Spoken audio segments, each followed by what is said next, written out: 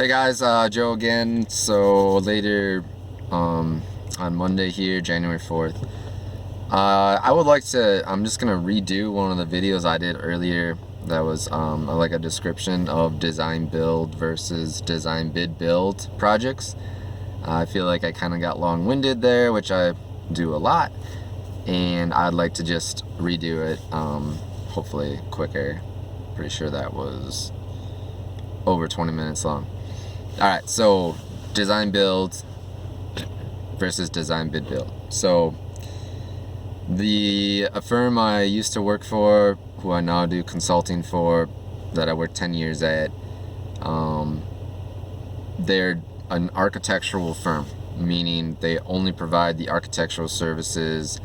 They sub out, the other, like your structural design and engineering, your mechanical, your electrical, plumbing, that all gets subbed out. They don't do that in-house. So having said that, if you're an owner, let's say you're an owner and you're gonna you would like to design a new building, you're expanding or moving or whatever, if you decide, let's say first you come to an architectural firm, they are only going to provide you the capability to give you a design, and then that's not the end of the expense. So if you go that route, you go there, you sit down. Typically we would do or I used to do a hourly. We provide you with our hourly rates, and we say, well, we're going to do preliminary design phase. That's the first part, and then we will complete our final design phase. So during preliminary, we'll be working back and forth with you, coming up with a design. We'll maybe help you with programming, figuring out layouts, but also like a rough, so definitely a floor plan, and depending on how involved your building is, we would provide preliminary elevation or elevations, and if you would like, we could easily put some color on there, render it. If you needed to go to like a municipality, sometimes for bigger projects, that's required to submit sort of a preliminary design before it can go any further. That's preliminary design, so we do that hourly. Then at that point, so not until preliminary design, which might be a number of weeks or months, then we could sit down, but depending on that design, we will give you a final design fee.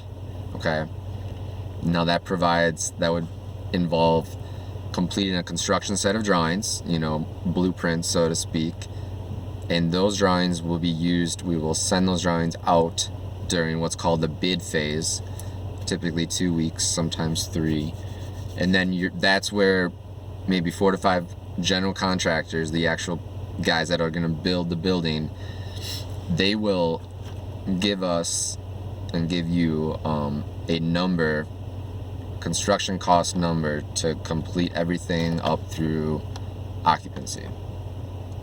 Based on that, we would help you select, not always the lowest bidder, sometimes depends on the familiarity with that type of building.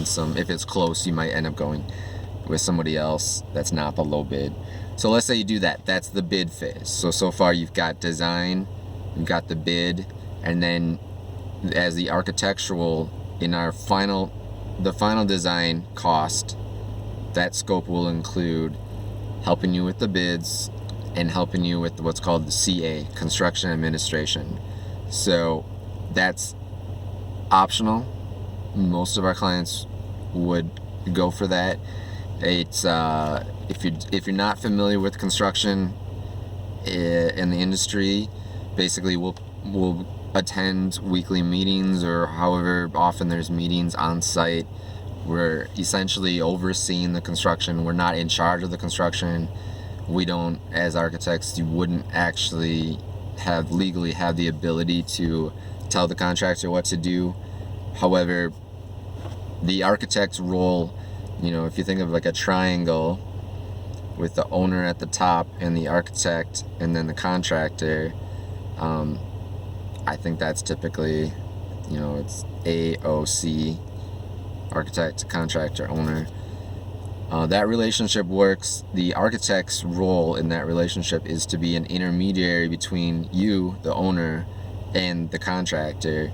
We are looking out for the owner's best. We are acting on behalf of the owner, and basically we got their back, because every contractor, I don't care how good or how comfortable you are with your your brother-in-law who's got his own business as a contractor. Well, maybe that's the exception, but almost always you want to, if you're not familiar with construction, you want to have somebody there managing construction administration there. That's what an architect is. A good architect will be able to provide you, and that's included in the final design cost.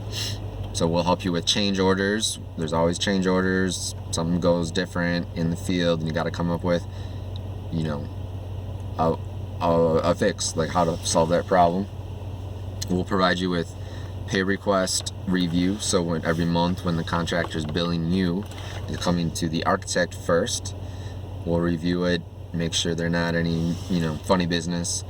Most of the time there's not, but every once in a while there's like a double charge or something that will circle, and so that's what the architect would do.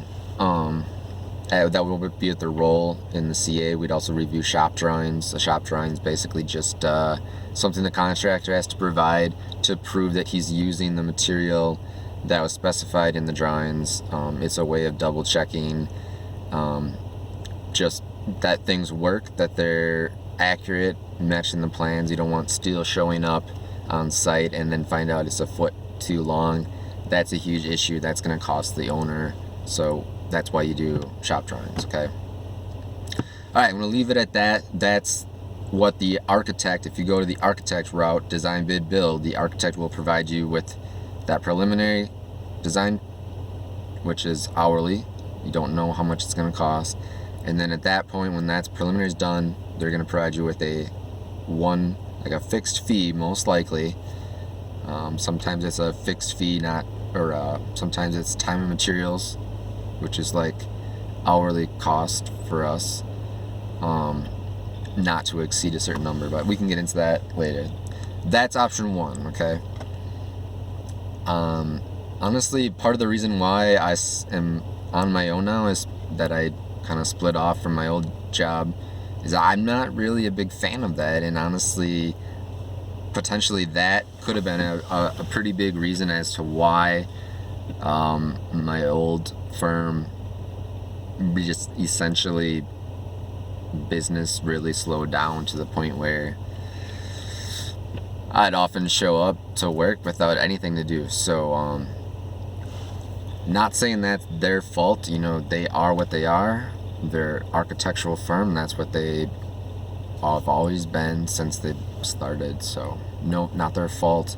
I just think as a industry in general, there's been a shift, at least where I'm from in central Wisconsin, there's been a shift from that option of design, bid, build to what I'm going to call, and what the industry calls, design, build. This is a totally different way of structuring the design process and the construction process. There is no bid phase. So instead of design, bid, build, option 2 is you as the owner. Let's just say which I am now, I'm design build firm. Come to me. Now it's a different structure. Now it's no bidding. It's design, it's build. And when you come to me and we sit down and you give me a rough idea of what your building's going to be, I'm going to give you a fixed cost for everything, start to finish. And at least most times, sometimes it's going to be a process of going back and forth as the design gets done, and then I'll be giving you the hard cost. But the difference is I'm not designing it, bidding it, and then getting the cost from a GC and sometimes typically that cost could actually be more than the original budget that you as the owner come to me with. That happens all the time. Like, it's actually more typical than not that the budget gets blown. The problem with that, besides the fact that it's more than you can afford, is it happens at the end of the middle of the process, and your options if that were to happen would be, one, you cough up, you figure out how you're going to get more money and you stick to that original design.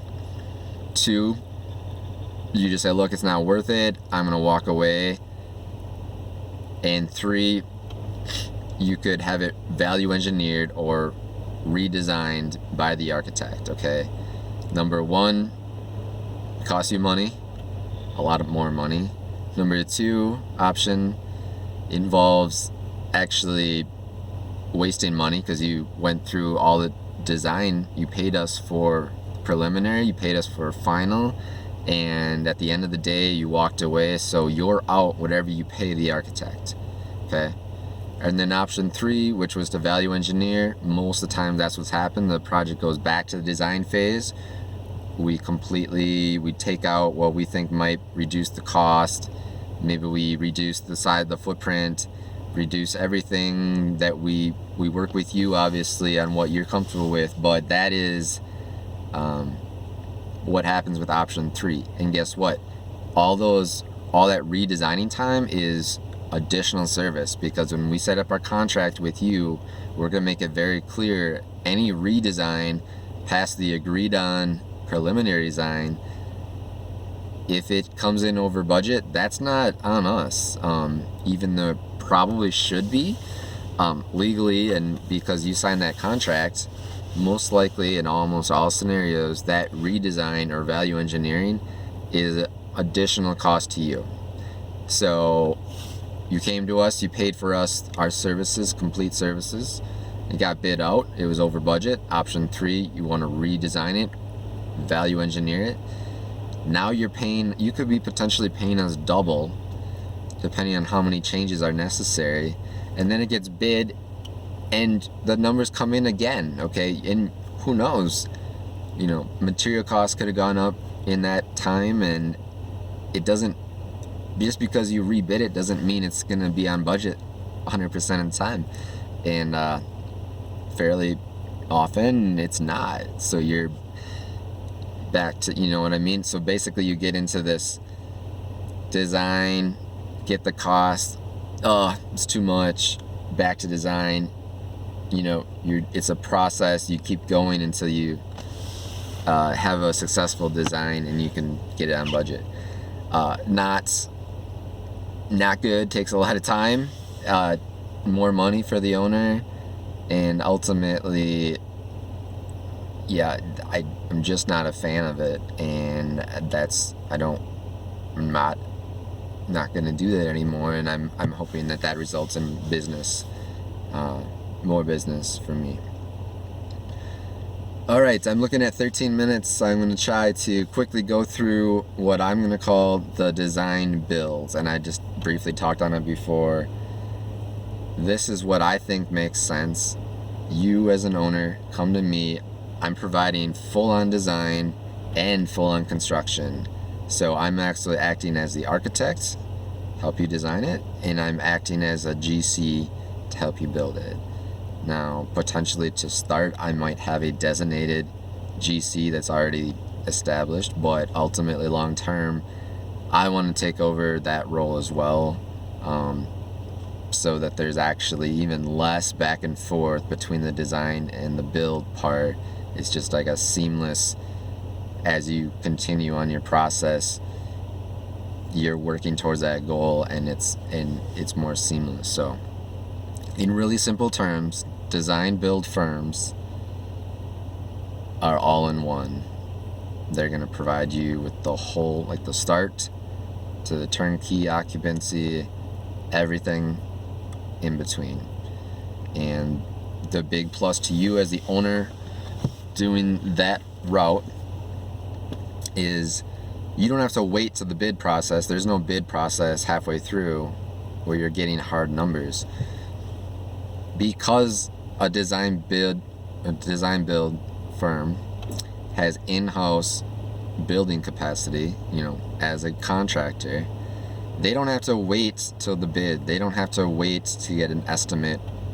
Sometimes architects will say, well, I can get you an estimate as we go.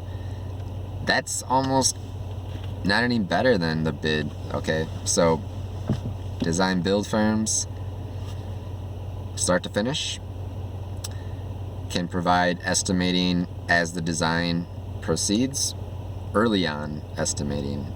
Okay, no waiting for bids, no waiting for estimates. Full on start to finish, continuous estimating services, and then when it actually gets built, it's all in-house. Don't have to worry about reviewing pay requests because I'm providing you with those, and I've already told you up front what the total cost for construction is. So that's those 1, 2, 3, and I'll leave it at that.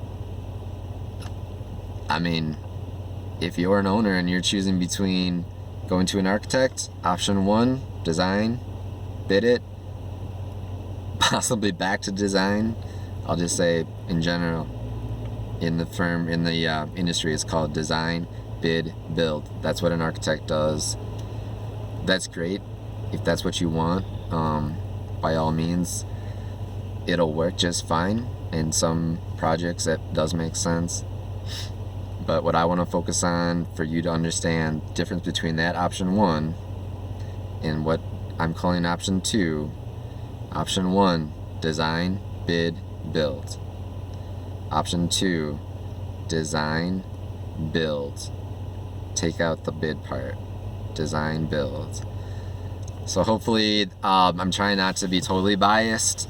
Obviously, you probably can tell I'm definitely, my personal preference to save time, save costs, and get it done quicker at a lower. Basically, I don't see, like, the advantages to the design build to me seem just overwhelming. But again, I was trying to just not 100% provide a argument for the design build. Obviously, definitely am to some extent doing that because I am now officially, I'm a design build firm. So hopefully I'll be getting some business, spreading word to mouth, getting business that way, marketing, getting my website up and running, and I can do some videos on how that process is going to. So yeah, I'm going to sign off for today. That's your summary of design bid build versus design build. Alright guys, take care. Thanks.